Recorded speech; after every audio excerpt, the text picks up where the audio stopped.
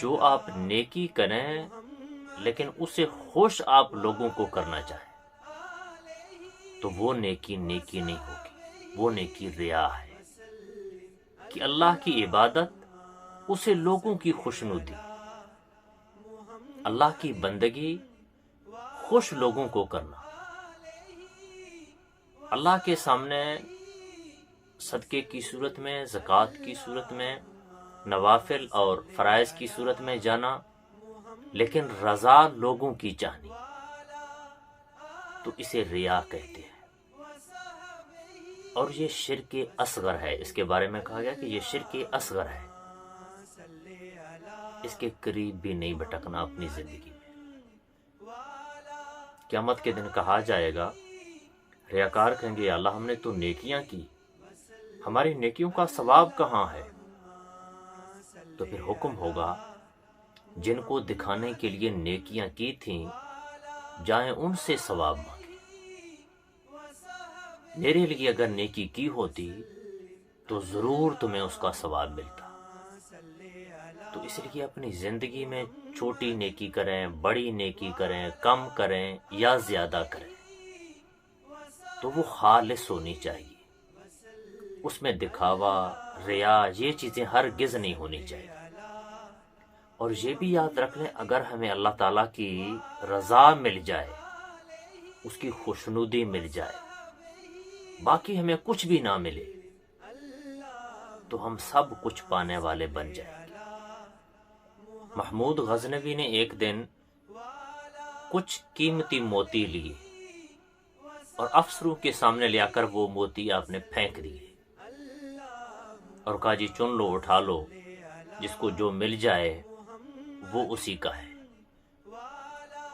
تو وہاں سے خود چل دیے، سارے افسر ان موتیوں کو اٹھانے میں لگ گئے۔ تھوڑی دیر آگے جا کر، تھوڑا سا سفر طے کر کے آگے جا کر دیکھا تو پیچھے سے ایاز اسی طرح چلتا ہوا آ رہا تھا جو غلام تھا۔ اس نے محمود غزنوی نے پوچھا تمہیں موتی نہیں چاہیے؟ سارے لوگ موتی چن رہے اور تم میرے پیچھے چلتے ہوئے آ رہے۔ کہا جی مجھے موتی نہیں چاہیے، مجھے بس موتیوں والا چاہیے، ان کہ جس کے پاس موتیوں کا خزانہ ہے، مجھے اگر وہ مل جائے تو مجھے پھر ان 2-4 موتیوں کی کوئی ضرورت نہیں۔ ہماری زندگی کا مقصد اللہ کی ذات کو پانا ہے، اور اگر ہمیں اللہ کی ذات مل جائے تو ہمیں دنیا، انسان، لوگوں کی خوشنودی ملے یا نہ ملے، اس کی ہرگز کوئی ضرورت نہیں ہوتی۔ ریاکار کی حضرت علی رضی اللہ تعالیٰ عنہ نے 3 نشانیاں بیان کی۔ فرمایا جب اکیلے میں عمل کرے گا تو سستی سے کرے گا، ریاکار جب تنہائی میں عبادت کرے تو سستی سے کرے گا۔ دوسری نشانی فرمایا جب وہ لوگوں میں بیٹھ کر عبادت کرے گا تو خوش کرے گا اور چست کرے گا۔ اور پھر کہا جی اگر اس کی عبادت سے لوگ خوش ہو جائیں تو وہ عبادت میں اضافہ کر دے گا، یعنی کہ تنہائی میں اس کی عبادت کم ہوگی اور سستی سے ہوگی، ریاکار کی پہلی نشانی۔ دوسری نشانی لوگوں میں کرے گا تو چست کرے گا اور توانا ہو کر کرے گا، اور اگر اسے لوگوں کی خوشنودی مل رہی تو پھر فرمایا وہ عبادت میں اضافہ بھی کر دے گا۔